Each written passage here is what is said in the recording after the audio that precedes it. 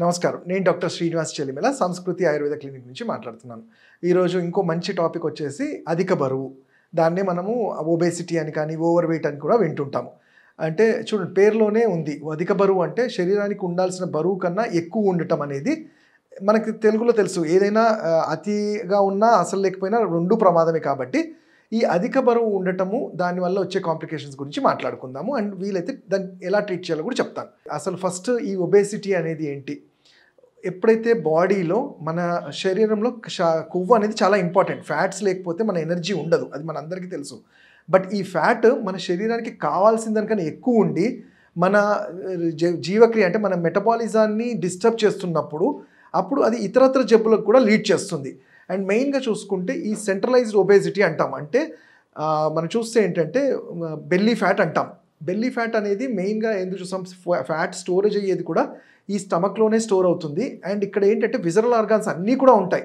మనం చూసుకుంటే kidney, liver, మన అన్ని ఇంటెస్టైన్స్ కానీ ఇవన్నీ కూడా మన పొట్ట రీజన్లో ఉండి ఈ అధికమైన కొవ్వు అక్కడ చేరటం వల్ల వాటి పనితనాన్ని తగ్గించేస్తుంటుంది. ఫర్ ఎగ్జాంపుల్ మనం చూస్తాం లివర్ అనేది, ఫ్యాటీ లివర్ చాలా కామన్గా వింటుంటాం. లివర్ అనేది సరిగ్గా ఉంటే ఎటువంటి ఫుడ్నైనా అబ్జర్వ్ చేసుకుంటుంది, టాక్సిన్స్ రిలీవ్ చేస్తుంది. బట్ ఈ కొవ్వు దాని మీద పేరుకోవడం వల్ల మన జీవక్రియ మెటబాలిజం తగ్గిపోతూ ఉండి మీరు చూస్తుంటే ఇతరత్ర జబ్బుల్లాగా అంటే గ్యాస్ కానివ్వండి, యాసిడిటీ అంటాము, గ్యాస్ట్రిక్ ప్రాబ్లమ్స్ అంటాము, చాలా పైల్స్ కానివ్వండి, ఇతరత్ర అన్ని జబ్బులకు కూడా కారణమవుతుంది. అలానే హార్ట్లో వెజల్లో మనం చూస్తే హార్ట్కి వెళ్ళే వెజల్స్లో ఈ పేరుకపోతే దాన్ని అథెరోస్క్లెరోసిస్ అంటాము, కొలెస్ట్రాల్ అంటాం. పేరుకోవటం వల్ల హార్ట్కి ఫంక్షనాలిటీ కూడా దెబ్బతిని హార్ట్ అటాక్స్ కూడా వస్తుంటాయి. అలానే ఆడవాళ్ళలో ఇవి యూట్రస్లో ఉండటం వల్ల ఈ ఫైబ్రాయిడ్స్ లాగా ఫామ్ అవ్వటము, చాలాగా ఎక్కడ ఈ ఫ్యాట్ ఉన్నా కానీ అక్కడ ఆ పార్ట్ని ఉండే ఏరియాస్ని ఇది డ్యామేజ్ చేస్తుంది. కాబట్టి ఇది చాలా డేంజర్. మనలో చాలామంది అధిక బరువు గురించి చాలా కాన్షియస్గా ఉంటారు. అంటే నేను బరువు పెరిగిపోయానని వెంటనే ఫుడ్ని ఆపేయడం స్టార్ట్ చేస్తుంటారు. యాక్చువల్లీ ఇది ఏంటంటే జనరల్గా నేను అన్నం తినడం మానేశాను డాక్టర్ గారు, ఒకటే టైం తింటున్నాను, లేకపోతే ఇంటర్మీడియట్ ఫాస్టింగ్ చేస్తున్నాను అంటారు. ఇవన్నీ కూడా అంటే ఒకరికి వర్కౌట్ అయిందని కాబట్టి అందరికీ వర్కౌట్ అవుతుందని కాదు. ఎప్పుడైనా కానీ మీ శరీర తత్వం మీది, వేరే వాళ్ళది వేరేగా ఉంటుంది.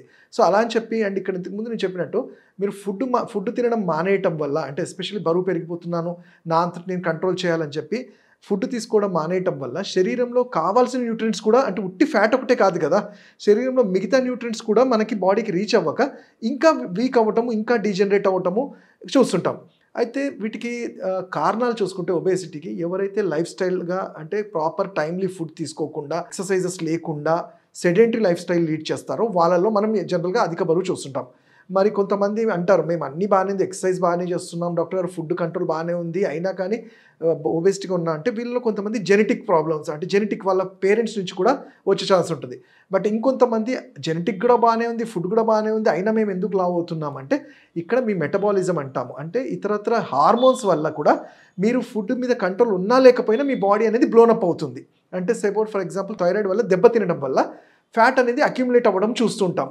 ఫ్యాట్ అని అంటే ఉట్టి థైరాయిడ్ అని కాకుండా ఎటువంటి ఇతర హార్మోనల్ ప్రాబ్లమ్స్లో కూడా ఇవి చూస్తుంటాం.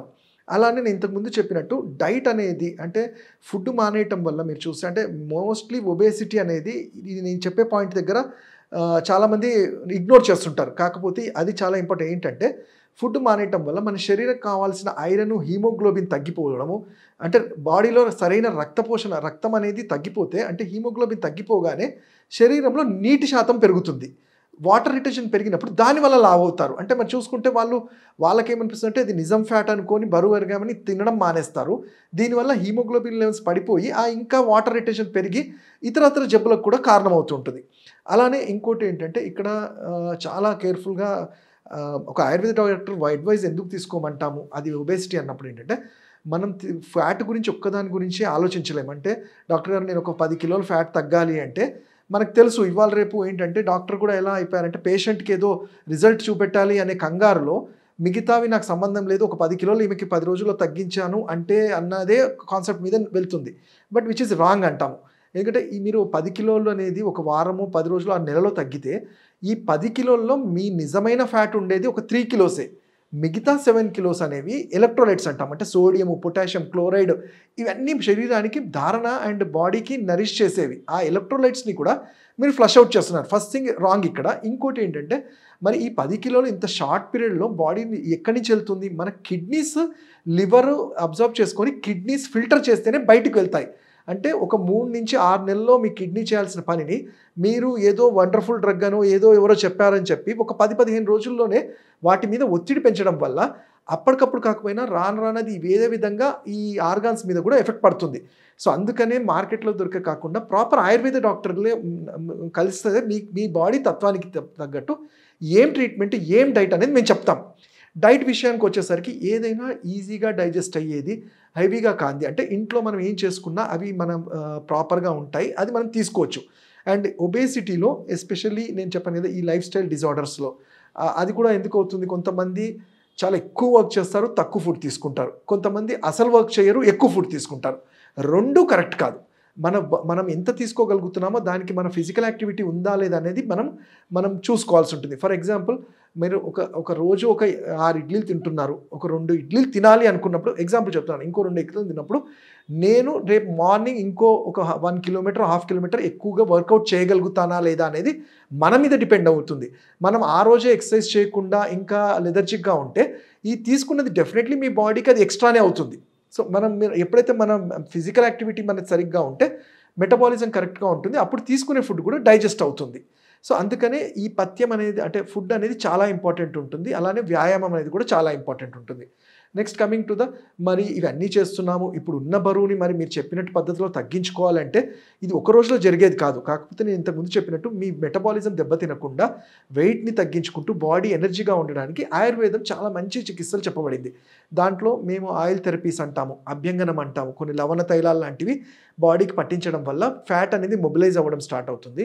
అలానే ఉద్వర్తనము, ఇది మీకు ఇంట్లో కూడా మనం ఏం చేసుకోవచ్చు. మీరు ఉలవలు ఉంటాయి. ఈ ఉలవల్ని పౌడర్ చేసేసి బాగా పులిసిన మజ్జిగలో కలుపుకొని ఎస్పెషల్లీ ఈ టమ్మీ పార్ట్‌లో ఆపోజిట్ డైరెక్షన్, అంటే హెయిర్ ఫాలికల్స్ ఆపోజిట్ డైరెక్షన్‌లో చేయటం వల్ల అట్‌లీస్ట్ పేరుకుపోయిన ఫ్యాట్ ఏదైతే గట్టిగా ఉండే ఆ సాక్స్‌లో ఉంటుందో దాన్ని మొబిలైజ్ చేయడానికి తప్పకుండా హెల్ప్ అవుతుంది.